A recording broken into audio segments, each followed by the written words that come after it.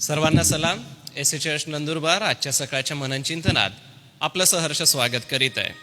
आज आपण उपासना संगीत 127 आणि विजय संगीत 117 प्रभू येशूची मोठी प्रीती हे गीत गाऊ. प्रभू येशूची मोठी प्रीती जनी वर्णित मी ऐकिले, मजती पतितावरी होती, हे ऐकाया फारच इचिले, हे ऐकाया इचिले. त्या ख्रिस्ते तुला मला प्रीती स्वर्गातून येऊन प्राणही अर्पुनी प्रीती सर्वात दाविली. दुःखे साहिली ख्रिस्ते कैशी, तळमळला खांबावरी, मज ऐकूनी सुचे मनाशी, मज साठीच सोशिली ती खरी, मज साठीच ती खरी. त्या ख्रिस्ते तुला मला प्रीती दाविली, स्वर्गातून येऊन प्राणही अर्पुनी प्रीती सर्वात दाविली. शरणागत भावे ख्रिस्ता रमती सुख सागरिते, देई ख्रिस्त अशा स्थळ स्वता, मजला प्रभू देईल काय ते, मजला काय ते. त्या ख्रिस्ते तुला मला प्रीती दाविली, स्वर्गातून येऊन प्राणही अर्पुनी प्रीती सर्वात दाविली. प्रभू तू प्रिय उत्तर द्यावे, मज कोणीन तुझ शिवाय, सदात्म्याने मला कळवावे, मज तारण देशी कृपेने काय, मज तारण देशी काय. तारिले तुलाही मी, तारिले तुला, शरणागत त्यास मी तारण देई पतिता तुझला. प्रार्थना करूया. हे दयाळू देवबाप्पा, तारण तू आम्हाला विदित केलं ख्रिस्त येशूच्या द्वारे, व याच तारणाची वार्ता प्रभू आज आम्ही सर्वत्र गाजवत आहोत. प्रिय देवबाप्पा, प्रति सकाळी तुझ्या पवित्र वचनाच्या द्वारे तू आमच्या मनाची पकड घेतो. आज सकाळी देखील देवबाप्पा आम्ही पवित्र वचनासाठी तयार झालेलो असताना तुझ्या प्रियदासासाठी प्रार्थना करतो. आज सन्मान्य रेव्हरंड जे.एच. पठारे पाळक साहेब यांच्याकडून प्रभू तुझं वचन येत असताना तू त्यांच्या करवी आमाशी बोल व वचनाच्या घोषणेसाठी तू त्यांना बळ पुरीव. एवढंच नव्हे तर परमेश्वर पित्या, जे तू त्यांना सांगितलेलं आहे, पवित्र आत्म्याच्या द्वारे सुचवलेलं आहे, ते सांगत असताना पाळक साहेबांना तुझी कृपा दे. आजचं होणारं मननचिंतन आम्हा सगळ्यांसाठी आशीर्वादित कर. ही प्रार्थना तारणाऱ्या येशू ख्रिस्ताच्या गोड आणि सुमधुर नावात केली म्हणून तो ऐक. आमेन. मी आपल्या सगळ्यांच्या उपस्थितीमध्ये आदरणीय रेव्हरंड जे एच पठारे पाळक साहेब आपणाला स्वागत करतो आणि विनंती करेल की वचनाच्या सेवेसाठी आपण पुढे या.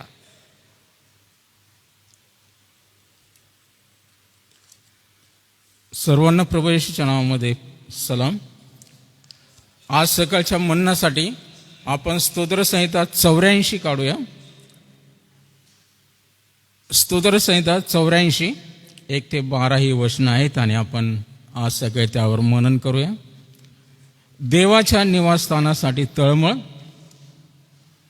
हे सेनाधीश परमेश्वरा, तुझी निवासस्थाने किती रम्य आहेत. माझ्या जीवाला परमेश्वराच्या अंगणाची उत्कंठा लागली असून तो झुरत आहे. माझा जीव व देह जिवंत देवाला हर्षाने आरोळी मारित आहे. हे सेनाधीश परमेश्वरा, माझ्या राजा, माझ्या देवा, तुझ्या वेद्यांजवळ चिमणीला घरटे कराव्यास आणि निळवीला आपल्या पिलांसाठी कोटे बांधाव्यास स्थळ मिळाले आहे.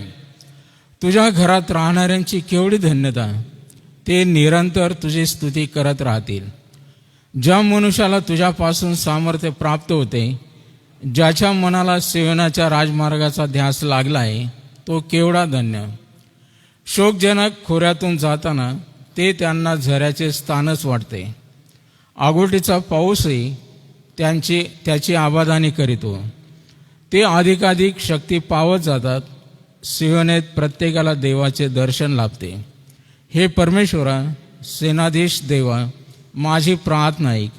हे याकोबाच्या देवा, कान दे. हे देवा, तू आमची ढाल आहेस, अवलोकन कर. तू आपल्या अभिषिक्ताच्या मुखाकडे दृष्टी लाव. खरोखर तुझ्या अंगणातील एक दिवस हा सहस्र दिवसांपेक्षा उत्तम आहे. दुष्टाईच्या तंबूत राहण्यापेक्षा माझ्या देवाच्या घराचा द्वारपाळ होणे मला इष्ट वाटते. कारण परमेश्वर देव हा सूर्य व ढाल आहे. परमेश्वर अनुग्रह व गौरव देतो. जे सात्विकपणे चालतात त्यांना उत्तम ते दिल्या वाचून तो राहणार नाही. हे सेनाधीश परमेश्वरा, जो मनुष्य तुझ्यावर भाव ठेवतो तो कितीतरी धन्य. देवा, वाचलेल्या सत्य आणि जिवंत वचनांवर आशीर्वाद पाठव. या सकाळच्या मननामध्ये आपण या कोराच्या पुत्राने लिहिलेल्या या स्तोत्राचं मनन करत असताना यामध्ये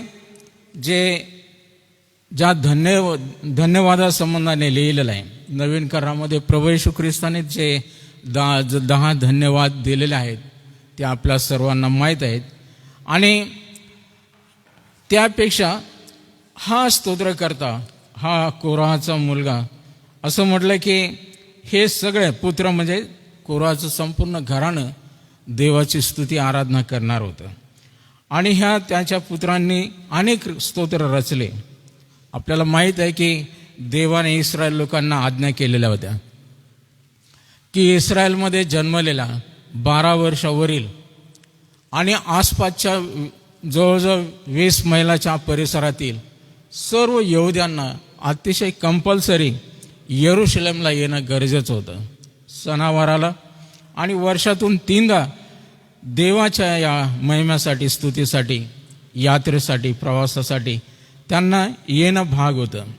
आणि मग ज्यावेळेस हा प्रवास करून ते लोक येत, आपल्याला माहीत आहे की येरुशलेमच्या भोवताली सगळे डोंगर आहेत आणि हा डोंगर दऱ्यांचा हा प्रदेश असल्यामुळे या प्रदेशातून जात असताना एवढा चढाव उतार आणि मग हे संपूर्ण लोक देवाने नियम लावून दिलेला होता. ज्यावेळेस आम्ही येरुशलेमकडे येतो त्यावेळेस आपल्या मुखामध्ये देवाची स्तुती ही भरलेली असावी आणि देवाच्या स्तुतीने आम्ही भरून गीत गात आनंदाने त्या यात्रेला किंवा देवाच्या दर्शनाला आपण यावं.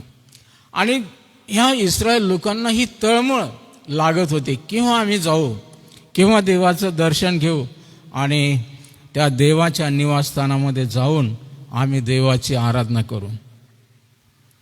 या सगळ्या गोष्टी आपण ज्यावेळेस निहाळत राहतो त्यावेळेस असं म्हटलेलं आहे की चढावाला म्हणजे चढणीला ज्यावेळेस हे लोक जात तर ते चढावाचे आणि उतरणीचे स्तोत्र गात. आणि मग चढावाचे स्तोत्र अतिशय खडतर प्रवास, थकणं भागणं सगळ्या प्रकारच्या अडचणी कष्ट त्यांना सहन करावं लागत होतं. आणि मग ज्यावेळेस देवाची स्तुती ओठावर आहे, शरीर थकलेलं आहे, अशा परिस्थितीमध्ये त्यांना देवाकडे आपलं लक्ष लावल्यामुळे देव त्यांना नवीन शक्ती त्यांना देत होता. त्यांच्या मनात एक तळमळ ही लागलेली असायची की केव्हा एकदा आम्ही परमेश्वराच्या मंदिरात जाऊ. आणि तो ध्यास लागल्यामुळे हा खडतर प्रवास त्यांना काहीच वाटत नव्हता. आणि मग असं म्हटलेलं की हे इस्रायल लोक मंदिरामध्ये जात असताना झुंडीच्या झुंडी त्या यात्रेला निघत होते. देवाची आज्ञा पाळण्यासाठी ही संधी सगळ्यांनाच लाभत होती असं नाही. आता हा प्रवास जरी देवाने बंधनकारक त्यांना दिलेला होता तरी तिकडे जाणारे काही थोडके लोक असत, थोडके म्हणजे बहुसंख्य लोक काही अडचणींमुळे जाऊ शकत नसतील, वयामुळे, थकव्यामुळे, काही संकटांचा हा सामना करायला घाबरत असतील, ते जात नव्हते. परंतु ज्यांना ही संधी मिळत असे ते मोठ्या आनंदाने असं म्हटलं की इतरांबरोबर चालत असताना एकमेकांना स्फूर्ती मिळावी, एकमेकांना धैर्य मिळावं म्हणून अशा या प्रवासामध्ये ते देवाची स्तोत्र गात जात होते. आपण कधी या हजला जाणाऱ्या लोकांचं पाहिलं का? जे मुस्लिम समाजाचे लोक हजला जाताना त्यांच्या हातामध्ये जपमाळ राहते आणि त्यांच्या एकसारखे शब्दामध्ये ते पुटपुटत जातात. आजही ते लोक त्या प्रकारे करतात. आपल्याला देवाची स्तुती, आपल्याला तो ध्यास देवाच्या मंदिराकडे जाण्याचा, येरुशलेममध्ये जाण्याचा तो आनंद आगळा आणि वेगळा असतो. आणि ह्या आनंदाने भरलेल्या अंतःकरणामध्ये देवाला स्तुती स्तोत्रे त्यांच्या ओठावर असत. आणि मग ह्या चढणीचे हे आरोहण स्तोत्र गात असताना त्यांना हा थकवा काही जाणवत नव्हता. त्यांना हा खडतर प्रवास कठीण वाटत नव्हता, तर उलट त्यामधून त्यांना स्फूर्ती मिळत होते. ज्यावेळेस ते एकमेकाबरोबर चालत असं म्हटलं की ही संधी आम्हाला देवाने दिलेली आहे आणि आम्ही या यात्रेला जात आहोत, आम्ही परमेश्वरापासून आशीर्वाद प्राप्त करून घेण्यासाठी जात आहोत, ह्या अपेक्षेने ते जात होते की मला यावर्षी देवापासून फार मोठा आशीर्वाद प्राप्त होईल.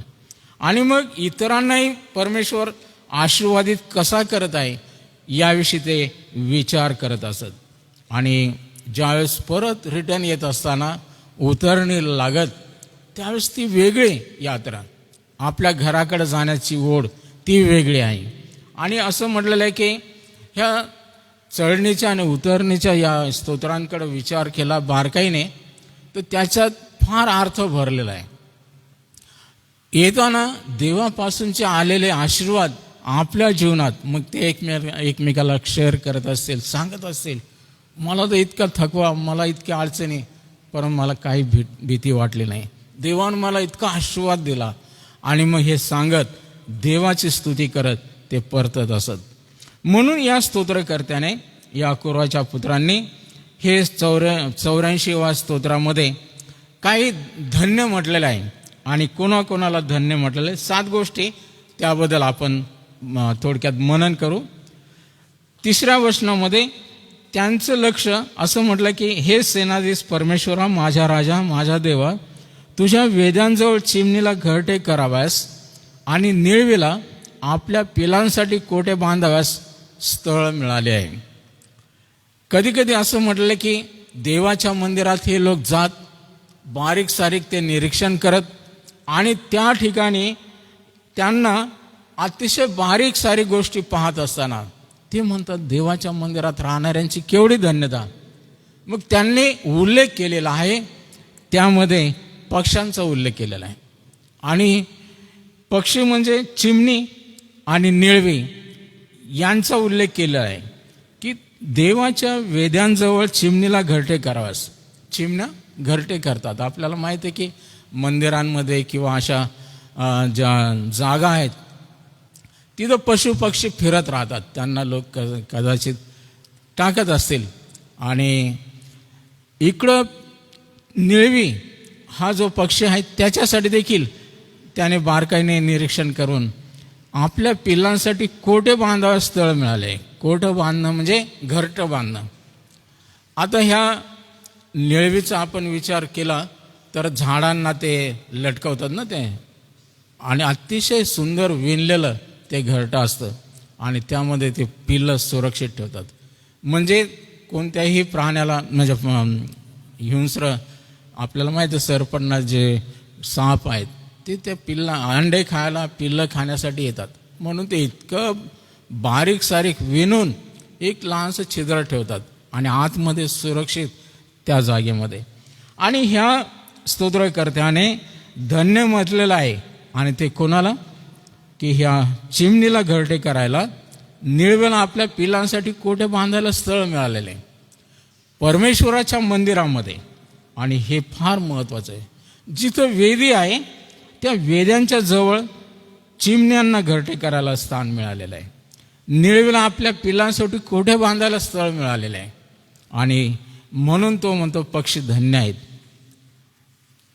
आता या ठिकाणी आपण जर विचार केला, उत्पत्ती 1:20 मध्ये परमेश्वराने 5व्या दिवशी ज्यावेळेस पक्ष्यांची निर्मिती केली, त्या पक्ष्यांच्या विषयी पवित्र शास्त्रामध्ये अनेक उल्लेख केलेले आहेत. पक्ष्यांनी देखील देवाची आज्ञा पाळलेली. आणि पक्षी देवाची कशी आज्ञा पाळू शकतात? एलियाचं उदाहरण आहे. देवाने कावळ्याच्या हाती एलियाला मांस आणि ते रोटी रोज नेऊन देण्याची आज्ञा केली. ओहळ आटेपर्यंत असं म्हटलं की एलियासाठी या पक्षाने, या कावळ्याने आज्ञा पाळलेली आहे. आणि हे मांस आणि भाकर पोहोचवत असताना पवित्र शास्त्रामध्ये किती सुंदर उदाहरण दिलेलं आहे.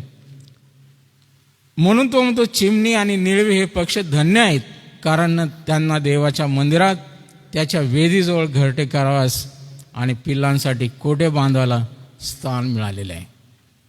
पक्ष्यांचं आपण आता पुष्कळ उदाहरणं देऊ शकतो, पण वेळेअभावी आपण फास्ट जाऊ. 4थ्या वचनामध्ये म्हटलेले, तुझ्या घरात राहणाऱ्यांची केवढी धन्यता, ते निरंतर तुझी स्तुती करत राहतील. पक्ष्यांचं उदाहरण दिलेलं आहे की ते धन्य आहेत की त्यांना इतक्या जवळ देवाच्या सानिध्यात, त्या अगदी वेद्यांजवळ त्यांना घरटं बांधायला, आपल्या पिलांसाठी कोठे बांधायला स्थळ मिळालेलं आहे.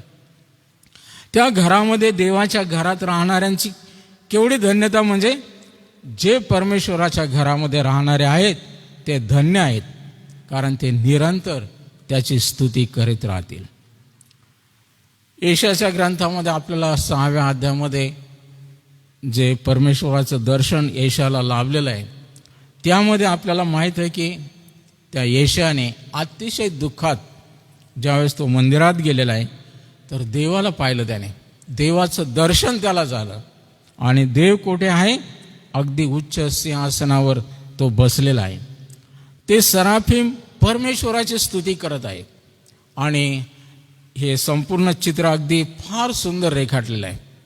यशायाने बारकाईने निहाळलं, परमेश्वर हा त्या सिंहासनावर विराजमान झालेला आहे.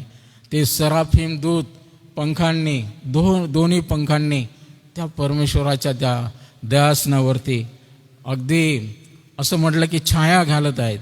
आणि परमेश्वराचं तेज, त्याचा झगा, त्याचं सर्व रूप हे यशायाने निहाळलं. त्यावेळेस तो म्हणतो, हाय हाय, मी तर पापी आहे.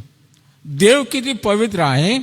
देवाला निहाळल्यामुळे, देवाला पाहिल्यामुळे, त्याने देवाची स्तुती करणाऱ्या त्या देवदूतांना पाहिल्यामुळे हा यशा भारावून गेला.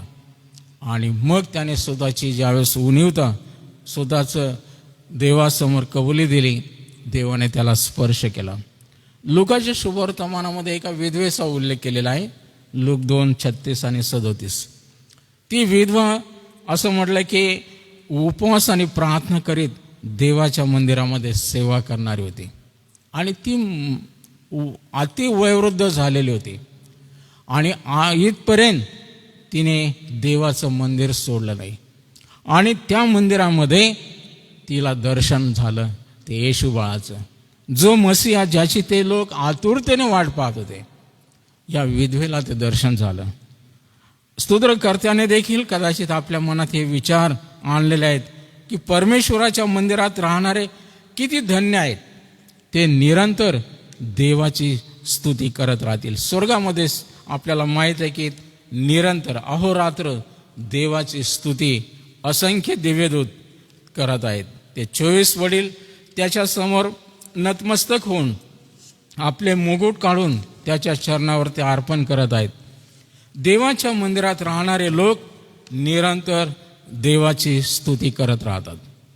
आपल्याला माहीत आहे की सलोमोनाने मंदिर बांधलं आणि त्या मंदिराची व्यवस्था लावली आणि त्या मंदिराचं जीर्णोद्धार करण्यासाठी नेहमीने यजराने प्रयत्न केले आणि मग त्यांनी देखील हे गाणारे गायक वृंद त्यांच्या नेमणुका केल्या आणि हजारोच्या संख्येने देवाची स्तुती करणारे हे देवाचे लोक निरंतर देवाची स्तुती करत, म्हणजे देवाच्या मंदिरातून हा जयघोष, हा जय जयकार, देवाची स्तुती ही ऐकायला येत आहे. आणि हे पाहून असं म्हटलं की हे लेवी, याजक, द्वारपाळ, त्या ठिकाणी सेवा करणारे सर्व धन्य आहेत. हे धन्य म्हणजे कोण कोण आहेत? जे जे लोक देवाच्या मंदिरामध्ये राहतात. अनेकांना अनेक जबाबदाऱ्या असतात, लहान सहान शुल्लक कामं आहेत, झाडणं, साफसफाई करणं. आता एवढं मंदिर व्यवस्थापन करणं हे फार कठीण काम होतं. तरी पण लेवी त्यांचं काम, त्यांची सेवा ते बजावत होते. याजक लोक नित्य नियमाने आपलं यज्ञ हवन ते करत होते. देवाची सेवा करणारे, गाणारे, ह्या सगळ्या गोष्टींचा आढावा घेत असताना ते किती धन्य आहेत. आणि म्हणून या कोरहाच्या मुलांनी परमेश्वराच्या मंदिरात राहणाऱ्यांबद्दल म्हटलेलं आहे की ते किती धन्य आहेत, कारण ते निरंतर देवाची स्तुती करत राहतात. आज आपण या सगळ्यांचं चित्र डोळ्यासमोर ठेवलं असताना आपण विचार करू की खरंच ही धन्यता लाभलेली आहे का? हे यात्रेकरू हा प्रवास करून येत त्यावेळेस ते स्वतःला धन्य लेखत की आम्हाला या निमित्ताने का होईना ही संधी मिळालेली आहे. पण जे लोक, मग त्या चिमण्या असतील, पक्षी असतील, त्या मंदिरामध्ये सेवा कार्य करणारे लोक असतील, त्यांच्याकडे पाहून ते म्हणतात हे लोक किती धन्य आहेत. 5 आणि 6 वचनाचा विचार केला तर त्या वचनामध्ये परमेश्वराच्या मंदिराकडे वाटचाल करणारे धन्य आहेत. वाटचाल करणारे याचा अर्थ जे नित्यनेमाने देवाच्या आज्ञा पाळून देवाने सांगितल्याप्रमाणे हा प्रवास करून येणारे लोक किती धन्य आहेत. कारण तिकडचा रस्ता हा डोंगर दऱ्यांचा असल्यामुळे भरपूर उष्णता, अधूनमधून पाऊस आणि अशा परिस्थितीमध्ये हा कडाक्याच्या उष्णतेमध्ये थोडासा पाऊस पडत असेल आणि त्यावेळेस त्यांना विसावा मिळत राहील, मग आणखीन शक्ती मिळाल्यामुळे त्यांचा थकवा नष्ट होईल. हा प्रवास दिवस आणि रात्र ते करत. आणि म्हणून असं म्हटलं आहे की ही वाटचाल करणारे धन्य आहेत. जे दुरून येणारे आहेत, जे राहणारे ते पण धन्य आहेत, परंतु असा खडतर प्रवास करून देवाच्या मंदिराकडे येणारे ते पण कितीतरी धन्य आहेत. आणि मग त्यांच्या प्रवासाबद्दल उल्लेख केलेला आहे की परमेश्वर तुझा रक्षक आहे, परमेश्वर तुझ्या उजव्या हाताला सावली आहे, दिवसा सूर्याची, रात्री चंद्राची तुला बाधा होणार नाही. याचा अर्थ स्तोत्रकर्त्याने ह्या प्रवासामध्ये ह्या यात्रेकरूंना देवाच्या मंदिराकडे, येरुशलेमकडे येत असताना देव सुद्धा त्यांचं रक्षण करणार होता. म्हणून त्यांना भीती वाटत नव्हती, हिंस्र प्राण्यांची नाही ना कोणत्या गोष्टीची त्यांना तमा वाटत होती, कारण त्यांना विश्वास होता की परमेश्वर आमच्या बरोबर आहे. दिवसा सूर्याची, आता हा दिवसा सूर्य आग ओकणारा, वाळवंटामधून प्रवास करणाऱ्यांना माहीत आहे की खाली येऊन जमिनीतली वाळू किती भयानक तापलेली असते, त्याचे चटके बसतात. वरून सूर्याची उष्णता, ती आग ओकती त्यावेळेस लाहीलाही होते. आणि अशा परिस्थितीमध्ये थोडंसं जर आपल्याला एखादं ढग आलं तर त्या छायेमध्ये कितीतरी समाधान वाटतं. इस्रायल लोकांचं चित्र आपल्याला माहीत आहे. 40 वर्ष देवाने त्यांच्यावर मेघस्तंभ हा ठेवलेला होता, कारण त्या वाळवंटातले चटके त्यांना भोगावं लागू नये, त्या वाळवंटामध्ये त्यांची लाहीलाही होऊ नये, त्यांचे हाल होऊ नये, म्हणून या दिवसा या सूर्यापासूनच्या या उष्णतेच्या त्रासापासून त्यांच्या संरक्षणासाठी देवाने ते मेघस्तंभ ठेवलेले होते. आणि अति कडक उन्हामध्ये ज्यावेळेस हा ढग येतो आणि त्या ढगातून सूर्याचा प्रकाश आपल्याला येतो, तो इतका आल्हाददायक वाटतो की आपला किती थकवा असेल तो निघून जातो. रात्री देखील चंद्राची तुला बाधा होणार नाही. आणि असं म्हटलं की रात्री अंधार आणि एक हिंस्र पशूंची भीती वाटू नये म्हणून देव इस्रायल लोकांसाठी 40 वर्ष अग्निस्तंभ त्यांना दिला. आणि त्या अग्निस्तंभाच्या द्वारे त्यांना लख प्रकाश, जसं आता विश्वादांनी सांगितलं की त्या धानोराच्या मेळ्यात ज्या जागेवर त्यांनी मेळा भरवला तिथं अतिशय लखलखाट, म्हणजे जसं काय दिवस उजाडलेला आहे.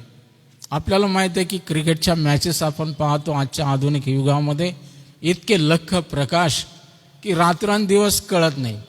देवाने त्या काळामध्ये या इस्रायल लोकांसाठी ही व्यवस्था करून ठेवलेली होती. म्हणून देवाचे लोक देवाच्या मंदिराकडे वाटचाल करत असताना ते धन्य आहेत, कारण देव त्यांचं संरक्षण करणार आहे. तो त्यांच्यासाठी उजव्या हाताला सावली आहे. या सावलीप्रमाणे तो मेघासारखी छाया त्यांच्यावर करतो. ही धन्यता असं म्हटलं की या प्रवास किंवा या वाटसरूंसाठी आहे. 7व्या वचनामध्ये ज्यांना देवाचे दर्शन घडते ते धन्य आहेत. देवाचं दर्शन घडणारे म्हणजे देवाच्या मंदिरात देवाच्या दर्शनासाठी येणारे धन्य आहे. देवाच्या मंदिरात त्याच्या दर्शनासाठी जे जे लोक येतात, असं म्हटलं की देवाकडून त्यांच्या प्रार्थना ऐकल्या जातात. देवाचं दर्शन घडण्याचा अनुभव अनेकांना आलेला आहे. आपल्याला त्या पहिले शमूएल 1:17 वचनाचं वाचन केलं. हन्नेचं उदाहरण आहे. ती हन्ना त्या मंदिरामध्ये आलेली आहे आणि मनातल्या मनात रडत आहे, अश्रू ढाळत आहे, फूट पडत आहे मनातल्या मनात. एलीला वाटलं की ती काहीतरी नशापान केलेली आहे, परंतु ती म्हणते मी तशी अधम स्त्री नाही. देवाच्या मंदिरामध्ये देवाचं दर्शन घ्यायला आलेले आहे आणि ती मनातल्या मनात प्रार्थना करत आहे. देव तिची प्रार्थना ऐकतो. याचा अर्थ देवाच्या मंदिरात त्याचं दर्शन घेणारे आलेले जे लोक आहेत ते खरोखर धन्य आहेत, कारण देव त्यांचा आनंद परिपूर्ण करणार आहे. त्यांचं दुःख मनुष्य ऐकत नाही, परंतु देव ऐकतो. त्यांच्या मनातल्या केलेल्या प्रार्थना देव ऐकतो. आणि असं म्हटलं की जी वांज होती, पण देवाने तिला मुलांची आनंदी माता केलेला आहे. आणि असं म्हटलं की तोच शमूएल पुढे त्या देवाच्या लोकांचा, इस्रायलांचा शास्ता बनलेला आहे. ह्या शमूएल बाळाची आपल्याला त्या ठिकाणी गोष्ट माहीत आहे. 84:10 मंदिराच्या, आता परमेश्वराच्या मंदिराचा द्वारपाळ होणं किती धन्य आहे त्याच्याविषयी विचार केला तर असं म्हटलं की हे द्वारपाळ ही सेवा कोणाला मिळत होती? देवाने नियम लावून दिलेला आहे. 50 वर्षाच्या वर झाला की त्याला रिटायरमेंट होते. इस्रायल लोकांसाठी म्हणजे जे याजकीय सेवा करणारे आहे त्यांच्या बाबतीमध्ये आता हजारोच्या संख्येने हे लेवी याजक बनत होते आणि इतक्यांना सेवा मिळावी म्हणून देवाने ही व्यवस्था केलेली होती. आणि त्यानंतर 50 वर्षाचा झाल्यावर, त्याची रिटायरमेंट झाल्यावर देव त्यांना मंदिरामध्ये द्वारपाळाची सेवा देत होता. आणि द्वारपाळ होणं हे किती धन्य आहे. ज्यांनी अनुभव घेतलेला आहे या सर्व यज्ञांचा, देवाला अर्पण करण्याचा आणि देवाच्या सानिध्यात राहण्याचा, हा अनुभव घेतलेले लोक ते धन्य आहेत.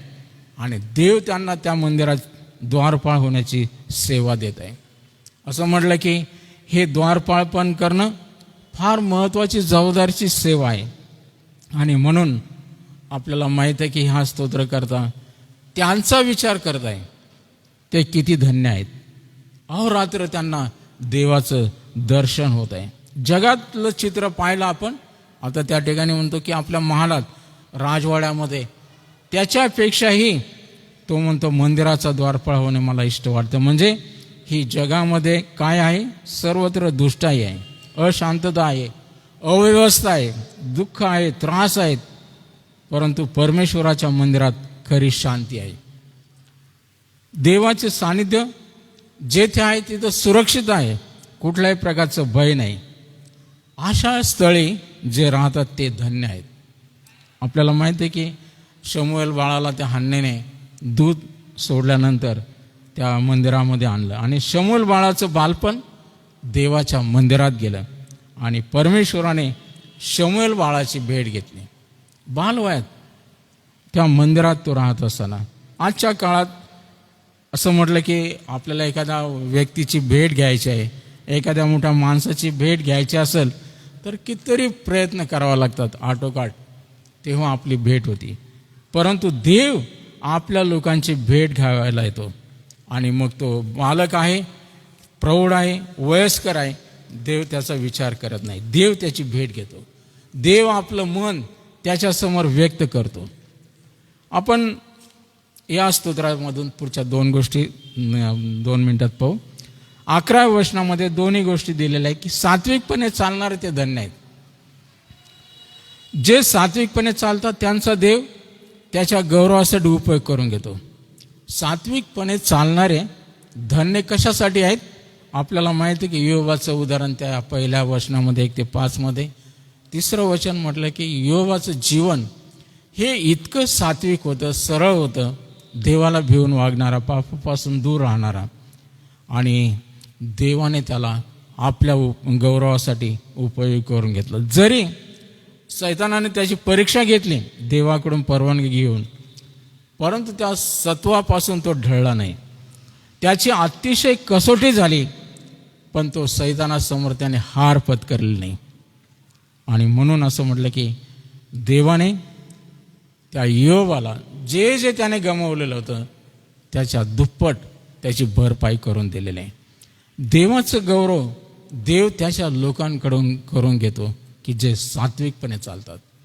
देवाच्या मंदिरात राहणारे, त्याच्या मार्गाने चालणारे धन्य आहेत. सात्विकपणाने चालणारे ते धन्य आहेत. ही उदाहरणं या स्तोत्रकर्त्याने समोर मांडलेले आहेत. म्हणजे त्यांच्या समोर हे चित्र डोळ्यासमोर येत होतं की आम्ही ह्या प्रवासामध्ये चाललेलो आहोत, पण ह्या पूर्वजांचा विचार करत असताना ते लोक किती धन्य होते. ही धन्यता देवाने आम्हाला द्यावी म्हणून ते विचार करत होते. आणि शेवटी 11व्या वचनामध्ये आणखीन एक म्हटलेलं की परमेश्वरावर भाव ठेवणारे धन्य आहेत, कारण अशा लोकांना देव प्रतिफळ देतो. आणि असं म्हटलं की देवाचं प्रतिफळ देणं हे कसं आहे? देव त्यांचं प्रत्येक गोष्ट पाहतो, कारण जे देवावर भाव ठेवतात देवाला माहीत आहे की हे लोक कसे आहेत. नवीन करारामध्ये उदाहरण आपल्याला प्रेषित 10व्या अध्यायामध्ये कर्नेलियसचं उदाहरण जर दिलं तर तो परमेश्वरावर भाव ठेवणारा, विश्वास ठेवणारा होता. जरी तो विधर्मी होता, तो यहुदी नव्हता, परंतु त्याच्या जीवनाबद्दल असं म्हटलंय की तो दान धर्म करणारा, प्रार्थना करणारा होता. भर दुपारी त्याला दर्शन झालं, त्याला देवदूत दिसला आणि देवदूत काय म्हणाला? तुझे दान धर्म, तुझ्या प्रार्थना स्वीकारण्यात आलेला आहे. देवावर भाव ठेवणारे लोक, मग ते विदेशी असो यहुदी असो, देव त्यांच्याकडे आपलं लक्ष ठेवतो आणि त्यांना प्रतिफळ देण्यासाठी देव देखील त्याची वाहवा करण्यासाठी, त्याची प्रशंसा करण्यासाठी आपल्या दूताला पाठवतो. आणि देवदूताने येऊन त्याची स्तुती केलेली, प्रशंसा केलेली आहे की कर्नेलियस, तुझं दानधर्म देवाला करत आहे गुप्त, ते देवाने ते स्वीकारलेले आहेत, तुझ्या प्रार्थना ऐकलेल्या आहेत. आणि किती आनंद वाटला असेल, अरे मी करत आहे हे काय व्यर्थ गेलेलं नाही. आणि देवाची योजना होती की या कर्नेलला आणखीन काही द्यावं. आता त्याला काही गरज आहे असं नाही, कारण तो मोठा अधिकारी होता आणि एवढा आर्मीमध्ये असलेला हा व्यक्ती देवभीरू असल्यामुळे देवाने त्याच्याकडे लक्ष दिलं, त्याच्या संपूर्ण घराण्याचं तारण केलं. आणि आपल्याला हे चित्र फार मोठं आहे, कारण इस्रायल लोकांमधून, यहुदी लोकांमधून ह्या परकीय राष्ट्राकडे देव वळाला आणि पेत्राच्या द्वारे त्या संपूर्ण घराण्याला देवाने तारलं, त्यांना पवित्र आत्म्याचं दान मिळालं. म्हणून आपण करत असलेल्या गोष्टी व्यर्थ नाहीत. देव आपल्याला धन्य समजतो. एवढंच नव्हे तर देव आपल्याला सांगत आहे की बाबा रे, तू काय करत आहे ते जरी गुप्त आहे ते मी स्वीकारलेलं आहे, तुझ्या प्रार्थना ऐकलेल्या आहेत. मी तुझ्यासाठी काय करू, आणखीन काय देऊ? आणि देवाची इच्छा होते की कर्नेलियस आणि त्याच्या संपूर्ण कुटुंबाचं, घराण्याचं तारण व्हावं. देवाची योजना या स्तोत्राकडून ही असू शकते की आम्ही त्या मंदिरात राहणाऱ्या लहान सहान पशु असो, द्वारपाळ असो, याजक असो, लेवी असो, सेवा करणारे, यांच्यानंतर जे आपल्या संबंधात येणाऱ्या, आणि मग आपला विचार केला तर ही धन्यता आपल्यालाही प्रभू देऊ इच्छितो. म्हणून आपण या स्तोत्रकर्त्याप्रमाणे म्हणू की प्रभू, तुझ्या मंदिरात किती धन्यता आहे आणि खरी सौख्य शांती त्याच्या सानिध्यामध्ये आहे. आणि हा पूर्णानंद देवाच्या सहवासात आहे. देव या वर्षामध्ये आपल्याला त्या आनंदाने परिपूर्ण करो. थँक्यू.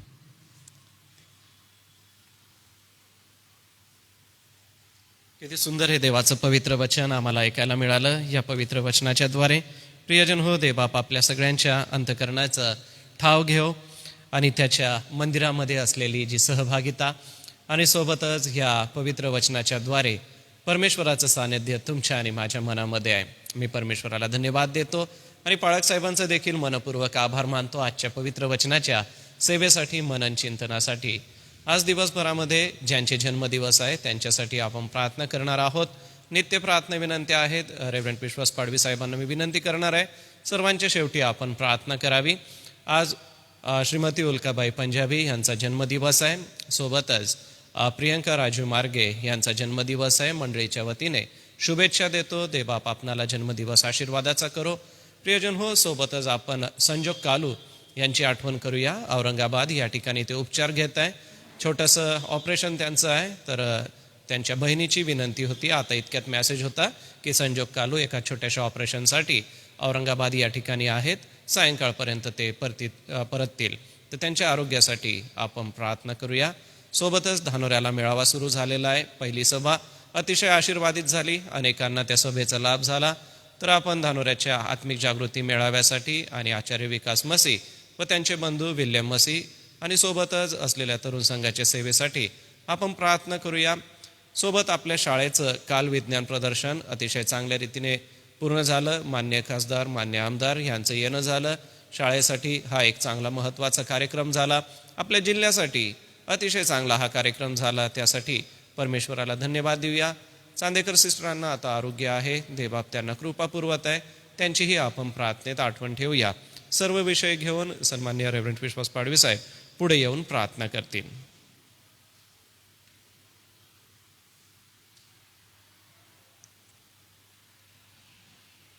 आमच्या पवित्र थोर आणि जिवंत देव बापा, आम्ही तुझे आभार मानतो प्रभू, तुझी स्तुती करतो, कारण तू चांगला परमेश्वर आहेस आणि तुझी दया सनातन अशी आहे. आजचा हा दिवस आम्हा सर्वांना तू दिलास. ही तुझी कृपा, ही तुझी करुणा आहे परमेश्वरा, आणि त्यामध्ये तू कधीही खंड पडू देत नाहीस.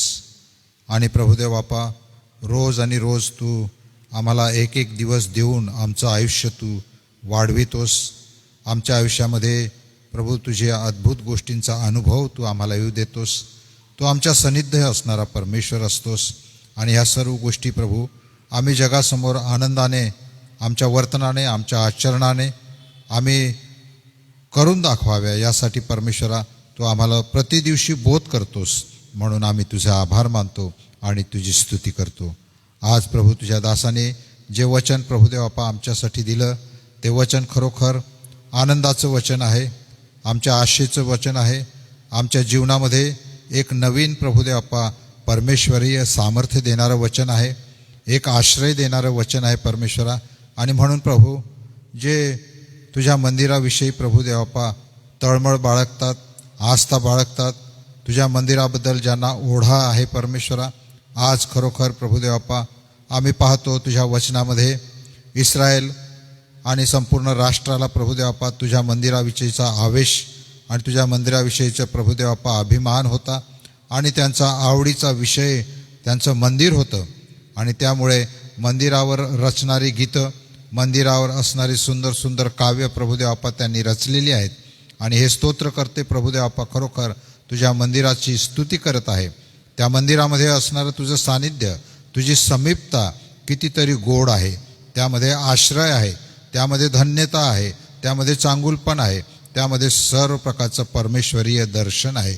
आणि म्हणून प्रभुदेवाप्पा आम्ही देखील आज जे प्रभुदेवाप्पा नवीन विश्वासणारे आहोत त्यांना देखील प्रभू तू असं म्हटलेलं आहे की तुम्ही देवाचे मंदिर आहात.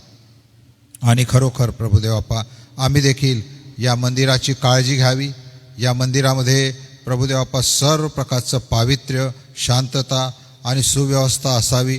एवढंच नव्हे तर परमेश्वराचं सदोदित सान्निध्य, समीपता आमच्यामध्ये असावी. म्हणून परमेश्वरा आम्ही सतत आमच्या मंदिराची काळजी घ्यावी, त्याचं पावित्र्य राखावं. म्हणून देखील आमचं या दिवसामध्ये तू विशेष सहाय्य कर अशी आम्ही तुला प्रार्थना आणि विनंती करतो. गेल्या दिवसामध्ये प्रभुदेवाप्पा मंडळीसाठी आम्ही विनंत्या आणि प्रार्थना केल्या आणि प्रभू त्या तू ऐकल्यास म्हणून आम्ही तुझे आभार मानतो, तुझी स्तुती करतो. गेल्या दिवसात जे लोक आजारी होते प्रभुदेवाप्पा त्यांना तुझा स्पर्श केला, त्यांना प्रभुदेवाप्पा उत्तम प्रकारचं आरोग्य तू देत आहेस म्हणून आम्ही तुझा आभार मानतो आणि तुझी स्तुती करतो. चांदेकर सिस्टरसाठी आम्ही धन्यवाद देतो आणि एवढीच प्रार्थना करतो देवबापा त्यांना अधिकाधिक शक्ती मिळत जावो आणि अधिकाधिक प्रभू त्यांनी तुझं स्तवन करावं, तुझी साक्ष द्यावी असं देखील दयेने आणि कृपेने होऊ दे. संजोग कालूची आम्ही आठवण करून त्यांच्यासाठी एवढीच प्रार्थना करतो देवबापा. त्यांना देखील प्रभू ज्या छोट्याशा ऑपरेशनमधून जावं लागणार आहे त्यातून प्रभू देवबापा त्यांचं तू सहाय्य हो, ऑपरेशन सुव्यवस्थित होऊ दे आणि सर्वतोपरी प्रभू या सर्व गोष्टींकडून त्यांना उत्तम प्रकारचं आरोग्य तू मिळू दे अशी आम्ही तुला प्रार्थना आणि विनंती करतो. प्रभू आम्ही तुझी स्तुती करतो. गेल्या दिवसामध्ये शाळेकडून जो विज्ञानाचा कार्यक्रम झाला, प्रदर्शन झालं, त्यामधून प्रभुदेवाप्पा शासकीय अधिकारी, शासनाचे अधिकारी, लोकप्रतिनिधी आले, भेटी दिल्या आणि सर्वतोपरी हा शिक्षणाचा उत्तम कार्यक्रम पार पडला आणि खरोखर तुझ्या नावाचं गौरव झालेला आहे असा आमचा पूर्ण विश्वास आहे. म्हणून प्रभू हा शैक्षणिक कार्यक्रमाबद्दल आम्ही तुझे आभार मानतो आणि तुझी स्तुती करतो. संस्थेने या बाबतीमध्ये अधिकाधिक प्रभुदेवाप्पा प्रगतिशील होत जावं आणि विद्यार्थ्यांचा, शाळेचा आणि संस्थेचा विकास होत जावा असंच तू दयेने आणि कृपेने होऊ दे अशी आम्ही तुला प्रार्थना आणि विनंती करतो. आम्ही प्रार्थना करतो देवाप्पा सिव्हिल हॉस्पिटल आणि इतर दवाखाने शहरामध्ये आहेत. अनेक पेशंट्स प्रभू त्या ठिकाणी उपचारासाठी येतात. अनेक प्रकारची दुखणी आहेत, रोगराई आहेत, अनेक प्रकारच्या प्रभुदेवाप्पा समस्या आहे. परमेश्वरा सर्वांना त्या ठिकाणी उपचार मिळावे, सर्वांना प्रभुदेवाप्पा औषधं मिळावी आणि उत्तम प्रकारचं आरोग्य देखील मिळावं. म्हणून प्रभुदेवाप्पा तू सर्व व्यवस्था या ठिकाणची सुव्यवस्थित होऊ दे अशी आम्ही तुला प्रार्थना करतो. जे काळजी घेणारे आहे, औषधोपचार करणारे आहे, नर्सेस आहे, मदतनीस आहे, डॉक्टर्स आहे, या सर्वांना देखील प्रभू आजारी जनांची काळजी घेण्यासाठी लागणारं मन आणि चांगुलपण तू दे अशी आम्ही तुला प्रार्थना आणि विनंती करतो.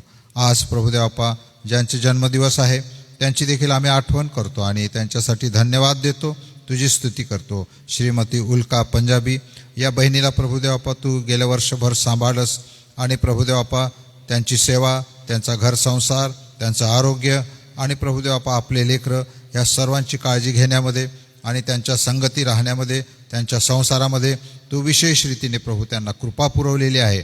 म्हणून आम्ही तुझे आभार मानतो, तुझी स्तुती करतो. येणारं वर्ष देखील त्यांच्यासाठी सुखाचं, समृद्धीचं आणि आरोग्याचं जावं अशीच आम्ही तुझ्याजवळ त्यांच्यासाठी प्रार्थना आणि विनंती करतो.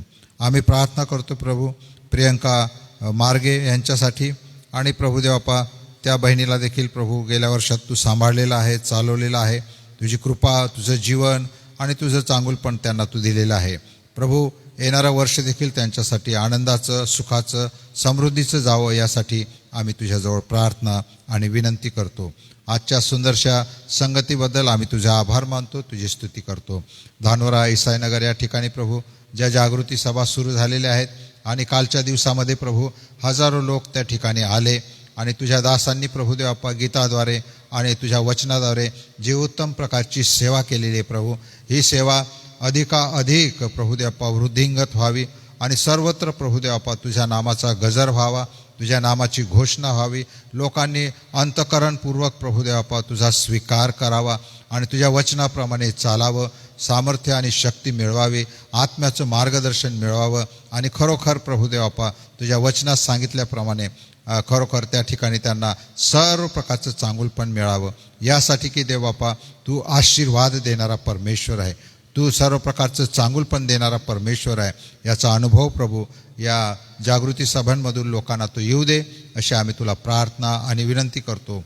जे वचनाची सेवा करणारे तुझे दास आहे परमेश्वरा, त्यांना अधिकाधिक तू चांगला आरोग्य दे, शक्ती दे, आणि सर्व प्रकारचे अडखणं, सर्व प्रकारचे निगेटिव्हिटीचे विचार या सर्वांपासून प्रभू त्यांचं तू रक्षण कर, आणि धैर्याने आणि प्रभू सामर्थ्याने तुझं वचन गाजवण्यासाठी त्यांचं तू सहाय्य कर, अशी आम्ही तुला प्रार्थना आणि विनंती करतो. आजच्या सुंदरशा संगतीबद्दल आम्ही पुन्हा एकदा तुझे आभार मानतो, तुझी स्तुती करतो. येशूच्या नावाने ही प्रार्थना केली म्हणून तू ऐक. आमेन. आपण प्रभूने शिकवलेली प्रार्थना म्हणू. हे आमच्या स्वर्गातील पित्या, तुझे नाव पवित्र मानिले जाओ, तुझे राज्य येवो, जसे स्वर्गात तसेच पृथ्वीवरही तुझ्या इच्छेप्रमाणे हो. आमची रोजची भाकर आज तू आम्हास दे, आणि जसे आम्ही आमच्या ऋणास ऋण सोडितो तसेच तू आमचे ऋणे आम्हास सोड, आणि आम्हास परीक्षेत आणू नकोस, तर आम्हा सर्व वाईटापासून सोडीव, कारण की राज्य, सामर्थ्य आणि गौरव हे सर्व काळ तुझेच आहे. आमेन. मी सन्माननीय रेव्हरंड सुनील लोंढे पाळक साहेब तुम्हाला विनंती करतो, कृपा करून पुढे या आणि आशीर्वाद द्या.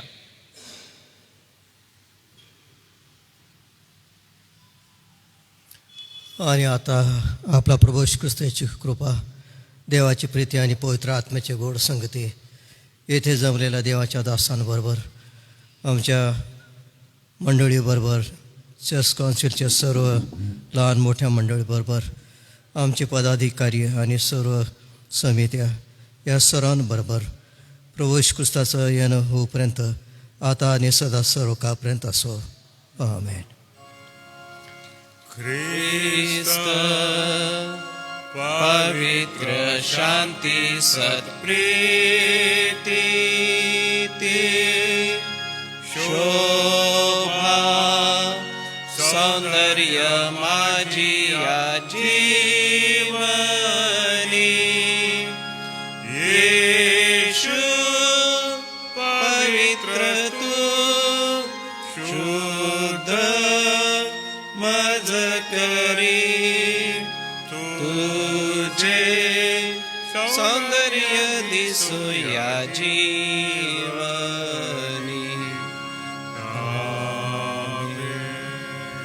उद्यासाठी सूचना आहे. उद्या बुधवार आणि बुधवारचं सकाळचं मनन रेव्हरंड LP वळवे पाळक साहेब यांच्याकडून असेल. सर्वांना सलाम.